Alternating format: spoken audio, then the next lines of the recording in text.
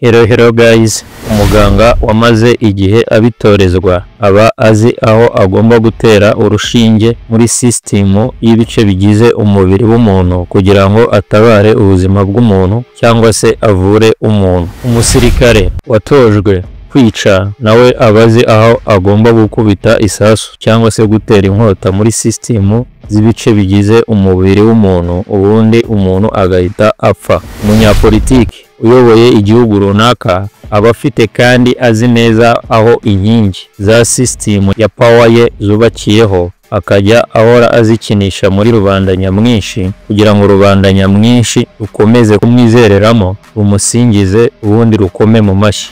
Umurobyi uzi kuroba abazi aho agomba gutegera imitego ye mu nyanja cyangwa se mu kiyaga kirimo amafi kugira ngo ayafate atiriwe yirukanka kuri buri fi iri mu cyuzi arobamo, kandi abo bose baba baramaze igihe kirekire batozwa gukorera neza muri iyo myuga yabo. Alright, n'umutureda uri professional ufite inararibonye abazi kureba neza ahantu heza ashobora gutegera isoko mu bice byose bigize iri soko mu buryo bwose rigendamo, ubundi aho hantu akahakura inyungu mu gihe akora buy na sell ya currency pairs ashaka inyungu. Alright, what's up my fellow traders, murakaza neza kuri YouTube channel Icyerekezo Forex Academy, aho abatraders b'abanyarwanda n'abarundi baza kwigira. Muri iyi video ugiye gusobanukirwa neza trading ya confluence icyo ari cyo ugendeye kuri price action mu gihe ukora trading. Urasobanukirwa neza buri kimwe cyose kijyanye na trading ya confluence icyo ari cyo ugendeye kuri price action n'akamaro kayo mu gihe cyose uzaba ukora trading, ukora buy cyangwa se sell ya currency pairs ushaka inyungu. Alright, ngewe ukomeje kukugezaho aya masomo nitwa Bruno Inyasa Gakwerere. Kora subscribe na like unakomeze gusangiza aya masomo inshuti zawe zose ubona ziyakeneye, ukoze share. Alright, so guys, tutarareba trading ya confluence icyo ari cyo ugendeye kuri price action mu gihe ukora trading. Niba wumva witeguye kwiga neza iyi business, ukaba wumva ushaka ko twakwigisha aya masomo yose mu gihe kingana n'umwaka tugukurikirana umunsi ku wundi ku giti cyawe, bidasabye ko wigira hano YouTube, kubera ko uwo dukurikirana umunsi ku munsi ku giti cye tumwigishiriza ahantu hatatu hatandukanye umunsi ku wundi, kandi hari ngombwa kugira ngo ashobore gusobanukirwa neza buri kimwe cyose kibera muri iri soko kugira ngo ashobore kuribyaza umusaruro. Niba wumva wifuza ko twagukurikirana ku giti cyawe tukwereka buri kimwe cyose uko gikora muri iri soko, waduhamagara cyangwa se ukatwandikira kuri iyi nimero +250 782445450, ubundi tukakubwira uko porogaramu y'amasomo iba imeze mu gihe kingana n'umwaka, ubundi tugahera ruhande tukakwigisha aya masomo yose ya online forex trading, tuguha na mentorship kugeza tugufashije kubaka strategy ya trading plan hamwe na psychology ya nyayo izagufasha kubyaza umusaruro iri soko mu buryo buhoraho mu gihe kirekire. Kandi niyo dushoje kukwigisha ugufasha kwinjira muri prop farms, tukakwereka uko ushobora gukoreramo amafaranga ugendeye ku gishoro gike cyane, ubundi ugakorera inyungu nyinshi cyane ukoresheje bwa bumenyi tuba twarakwigishije. Reba none muri description cyangwa se muri comments urahita uhasanga link ya prop farm yizewe wakoresha yitwa Funded Next, ubundi ukore registration cyangwa se ufungure account nta kibazo. Prop farm ya Funded Next itanga accounts zitandukanye ku madolari make, kuva kuri account y'amadolari 5,000 kugeza kuri account y'amadolari 200,000. Muri Funded Next bafite ubwoko bune butandukanye bw'ama accounts, aribwo ubwa mbere bwitwa Stellar 2 step, aho unyura muri phase ebyiri za test cyangwa se zigerageza, ubundi ugahita uhabwa full riyo account uba wasabye. Bakagira indi ya kabiri yitwa Stellar 1 step, aho unyura muri phase imwe ya test cyangwa se yigerageza, ubundi ugahita uhabwa full riyo account uba wasabye. Bakagira indi ya gatatu yitwa Stellar Lite, bakagira n'indi ya kane yitwa Stellar Instant. Kuri iyi ya Stellar Instant ho uhita uhabwa full riyo account uba wasabye, bidasabye ko ubanza gutsinda challenge runaka. Ubwoko bwa account buba bufite rules cyangwa se amategeko ngenderwaho kugira ngo bukorerwe trading.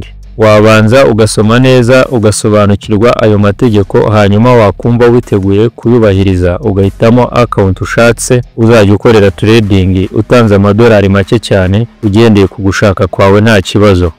Alright, kugira ngo usabe account ushobora gukoresha Binance cyangwa se ugakoresha Visa card, aho ujya kuri banke ukoresha ubundi ugafunguza account y'amadolari, noneho bakaguha Visa card, hanyuma ukajya usaba accounts uzajya ukorera trading ukoresheje iyo Visa card.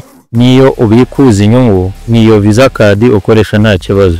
Alright, akandi karusho kuri Funded Next nuko iyo upasinze neza cyangwa se utsinze challenge uba wahawe, uba uzigamye 15% y'inyungu uba warakoreye muri challenge cyangwa se uba warakoreye igihe wari uri muri phase y'igerageza. Noneho kugira ngo uhabwe iyo nyungu ya 15% uba warazigamye, biba bisaba ko iyo funded account cyangwa se iyo account uba uhawe uyishyiraho inyungu y'10%.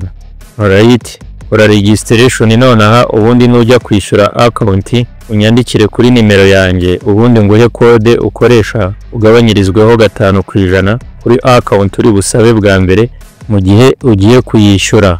Alright, trading is quite risky, isn't it? Like, it's not for me, man. Yeah, well, not really nowadays, because there's prop firms. So there's something called prop firms where $500 is all you need, but if you have the skill, you can make 10K. I literally just paid a trader out $20,000, and all they paid was $258. So if I had £500, how would you invest that today? So first and foremost, you learn the skill. Once you've learned the skill, you've backtested it, and you can do this all for free. So that's why there's no excuse. You do it for free. So you go on TradingView, a trading platform, you backtest, you get a strategy, you go on YouTube. Simple. That will take you some time. Once you've got that, you buy a prop firm challenge. Prop firm is basically a proprietary trading firm. It's a company that gives you simulated or evaluated money. So like to demonstrate, like you can trade and you can make money, right? Okay. So I'm going to give you $100,000. Yeah. It's not real money. Yeah. But if you can prove you can make 10%, I'm going to give you more money to make 5%. If you do that 2 times, whatever you make on the 3rd time, you get to keep 80% of the profit. Alright, aho waba uri hose ku isi aya masomo yose twayakwigisha nta kibazo dukoresheje level of technology cyangwa se ikoresha ububasha rya technology nta kibazo. Nge nizera ko kwiga no gukora muri iki kinyejana cya 21 isi igezemo atari ukuva hamwe ujya kwigira cyangwa se ujya gukorera ahandi gusa byonyine. Nizera ko wakwigira ndetse ukanakorera aho waba uri hose ku isi. Upfa kuba ubasha kugira access cyangwa se gukora kuri computer, smartphone no kubona internet, kandi ukaba ufite ubushake bwo kwiga, ukabona afite uwakwigisha gusa nta kindi. Kimwe mu byo technology yoroheje kandi yatangiye guhindura muri iki kinyejana cya 21 ni uburyo akazi kamwe na kamwe gakorwamo, uburyo ubucuruzi bukorwamo, uburyo intambara zirwanwamo, uburyo amakuru agendamo n'uburyo atangazwamo, hamwe n'uburyo ubumenyi bwigwamo n'uburyo bwigishwamo. Kwiga kuyikoresha no kubasha kuyikoresha ukayakira aho kuyirwanya ni iby'ingirakamaro kandi ni iby'igiciro muri iki kinyejana cya 21. Kandi niyo wayirwanya ntuzigera uyihagarika gukora uko wowe nta bushobozi na buto ufite bwo kuyihagarika. Alright, so reka dutangire twirebere trading ya confluence icyari cyo ugendeye kuri price action mu gihe ukora trading. Alright, isomo rya 7 igice cya 6. Sobanukirwa neza trading ya confluence icyari cyo ugendeye kuri price action mu gihe ukora trading. Alright, ese trading ya confluence ugendeye kuri price action ni iki? Muri trading confluence bivuga kugerageza ibintu byinshi bitandukanye biguha setup ifite imbaraga cyangwa se ifite probability iri hejuru, iguha signal yo gukora buy na sell ya currency pairs ushaka inyungu. Alright, muri make trading ya confluence ugendeye kuri price action cyangwa se iby'igiciro gikora ni ukubasha gukoresha neza tools zikoreshwa muri trading, urugero nka candlestick patterns, support and resistance, trend lines, chart patterns, Fibonacci retracement hamwe na indicators. Noneho warangiza ukagendera cyangwa se ugafata umwanzuro wa trading mu gihe tools zitandukanye zirenze imwe ziguhaye icyarimwe signal yo gukora buy cyangwa se yo gukora sell ya currency pair ushaka inyungu. Alright, ibyo umunsi witoje kubikora nibyo bizaguha setup ifite imbaraga, ifite probability iri hejuru cyane, ishobora gukora ibyo wateganyaga cyangwa se ishobora kuba successful mu gihe ukora buy na sell ya currency pairs ushaka inyungu. Ubwo muri make iyo uri umutrader uri professional, mu gihe utabona confluence entry, nta order nimwe uba ugomba kwinjiza mu isoko ngo umere nk'abatraders bashyashya bataragira inararibonye kuri iri soko. Nigeze kumva bavuga bati ngomba kujya ninjira mu isoko buri munsi nkuremo aya, ariko icyo batazi nuko iri soko ridahora ritanga uburyo bwo kuryinjiramo buri munsi, cyangwa se ridahora ritanga confluence entry ahantu heza hafite probability iri hejuru ho kwinjira mu isoko mu gihe cyose ukora buy na sell ya currency pairs ushaka inyungu. Alright, so kubasha gutegereza confluence entry no kubasha kuyireba bizagufasha kubasha kwinjiza mu isoko trades cyangwa se orders zifite quality iri hejuru cyane, noneho bitume wirinda trades cyangwa se orders zifite quality iri hasi. Alright, when you don't see confluence entry, you don't have to take a trade. Trade with confluence helps you to take a high quality trade and avoid low quality trade. Alright, ngizi aspects za trading ya confluence cyangwa se ibintu ugomba kugenderaho kugira ngo ushobore gukora trading ya confluence. Mbere na mbere ugomba kubasha gukoresha no kureba neza multiple confirmation points, cyangwa se ahantu heza tools zitandukanye ukoresha ukora technical analysis ziguhera signal imwe yo gukora buy cyangwa se sell ya currency pair. Confluence traders baba bazi gukoresha neza tools zitandukanye zikoreshwa muri trading kugira ngo bakonfirminge cyangwa se bemeze neza ko trade binjije mu isoko ifite probability iri hejuru cyane yo kuba hari results bashaka cyangwa se bateganyaga. Ibyo bakabigeraho bagendeye kuri signal ihuriweho na tools zitandukanye aho kugendera kuri tool imwe. Alright, urugero umutrader ashobora kwemeza signal yinjiza mu isoko yo gukora buy mu gihe agendeye kuri support level iri kumwe na Fibonacci retracement level hamwe na bullish reversal candlestick pattern runaka twabonye. Icyo gihe nibwo uba winjije mu isoko trade ifite probability hejuru cyane yo kuguha results wateganyaga cyangwa se yo gukora ibyo washakaga. Alright, ikindi kintu ugomba gukora kugira ngo ukore trading ya confluence, ugomba kubasha kureba neza ahantu hafite higher probability trading setup ikwinjiza mu isoko. Mu gihe uzabasha guhuriza hamwe signals uhawe na tools ukoresha muri technical analysis, ibyo bizongera amahirwe yawe yo kubona ahantu heza hafite imbaraga ushobora kwinjirira, hanyuma trades zawe zikajya mu nyungu cyangwa se zikaba successful uko wari wabiteganije. Alright, ikindi kintu ugomba gukora kugira ngo ukore trading ya confluence, uba ugomba kubasha kureba neza ahantu hashobora gutuma ugabanya risk za buri trade winjije mu isoko. Uburyo bwose uzakoresha ugira ngo ukore trading ya confluence buzagufasha wowe nk'umutrader kubasha kwirinda trades zifite risk iri hejuru cyane, cyangwa se kubasha kwirinda gufata umwanzuro wa trading zifite akajagari, noneho bigufashe kumanaginga risk neza, biguha ahantu heza ho kwinjira mu isoko no kurisohokamo. Alright, nkuko nabivuze mbere mu masomo yabanje, ngizi tools hamwe na indicators zisangiweho n'abatraders bose bakaba bazikoresha mu gihe bashaka confluence entry. Icya mbere abatraders bakoresha bashaka confluence entry ni support and resistance levels. Izo levels zifite imbaraga uba ugomba kumenya kuzireba mu isoko nk'umutrader, kubera ko inshuro nyinshi iyo igiciro kizigezeho isoko rihindura icyerekezo. Izindi tools abatraders bakoresha bagira ngo bakore trading ya confluence ni trend lines, nazo nabigishije uko tuzikoresha. Zikoreshwa cyangwa se tuzishushanya tugira ngo turebe neza momentum ya trend, cyangwa se tugira ngo turebe neza uko isoko rizamuka cyangwa se rimanuka. Indi tool ikoreshwa n'abatraders bagira ngo bakore trading ya confluence ni Fibonacci retracement levels. Iyo dukoresha Fibonacci retracement levels tuyikoresha ku isoko rizamuka cyangwa se rimanuka, noneho tugategereza ko igiciro kigera kuri level ya 50% cyangwa se ya 61.8%, tukaba twakora buy cyangwa se sell ya currency pairs, kubera ko tuba duteganya ko igiciro gishobora kurivasinga cyangwa se guhindura icyerekezo kuri iyo level. Alright, izindi tools navuga ko ari iza mbere ni candlestick patterns.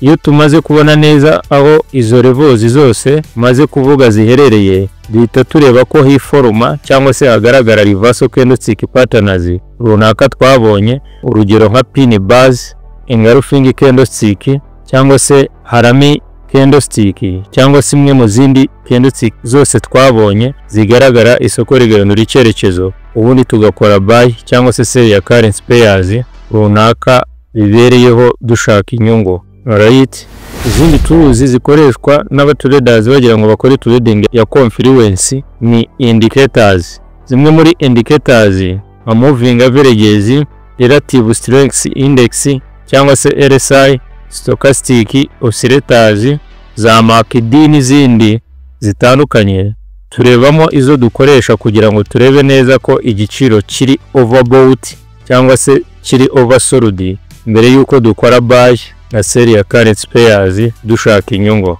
Alright, ubwo n'ubwoko bw'amatools maze kuvuga yose dukoresha, ubundi tukazihuriza hamwe.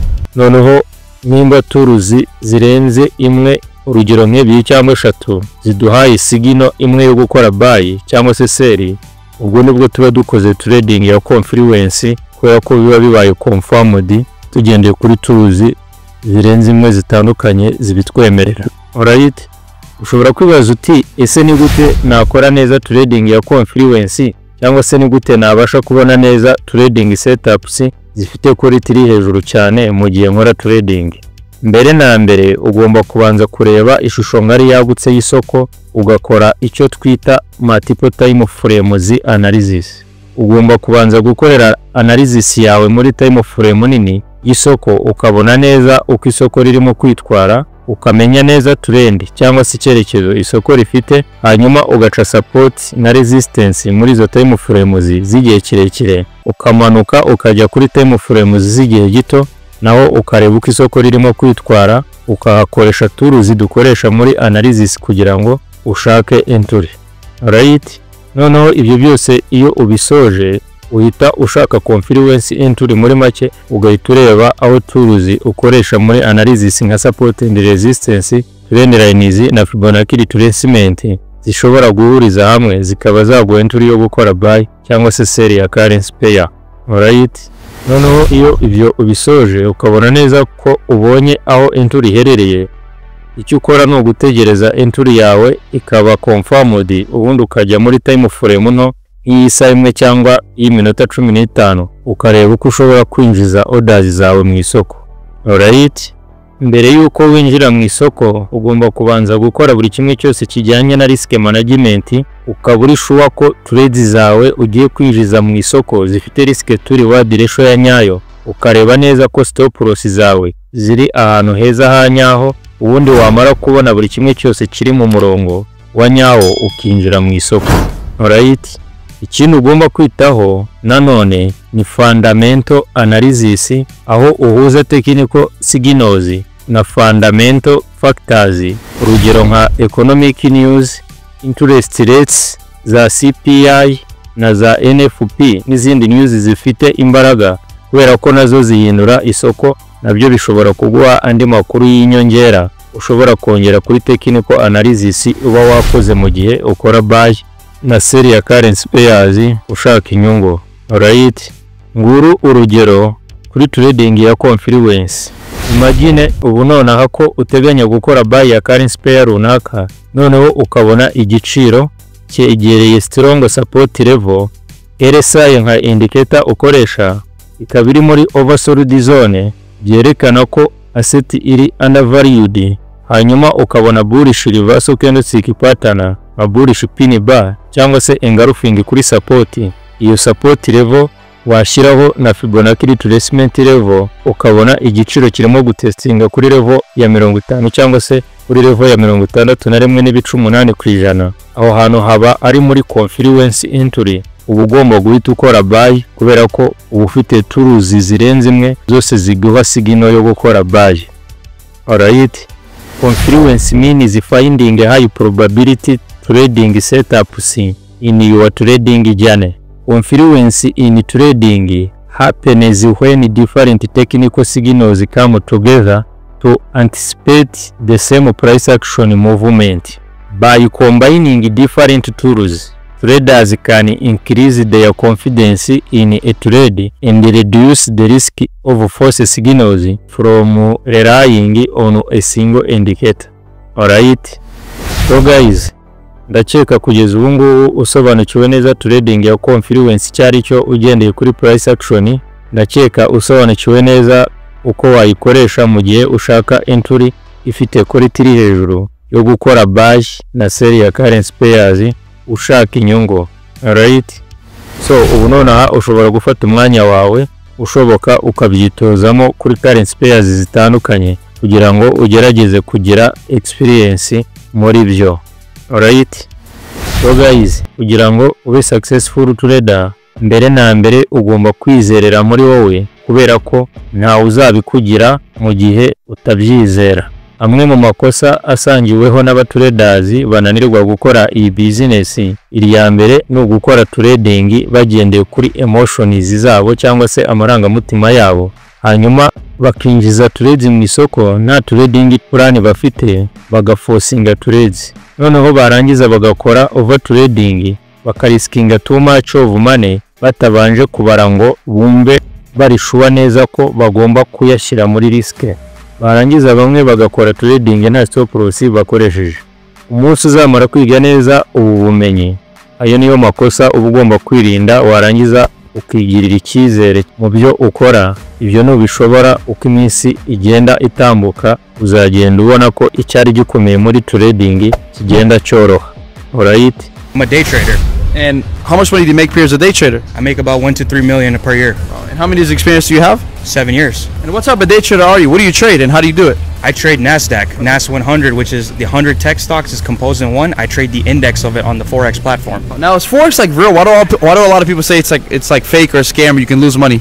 A lot of people associate Forex with scamming because of the fact that there's network marketing companies that came in the picture and, you know, they were not actually teaching people how to trade. Obviously, there's also mentors around the world that, you know, just flex a certain lifestyle, but they don't actually even go live with their students. Like I myself, I go live with my students every day at 9:30 a.m. Eastern, trade with hundreds of people live every single morning, and they copy the same trades that I take in my account. And how did you learn how to start trading Forex? What did you learn? So I learned how to start trading obviously from the internet. I had a couple of mentors along the way and stuff like that, but I took a lot of information and I created my own unique strategy that I currently have that I also teach to people as well.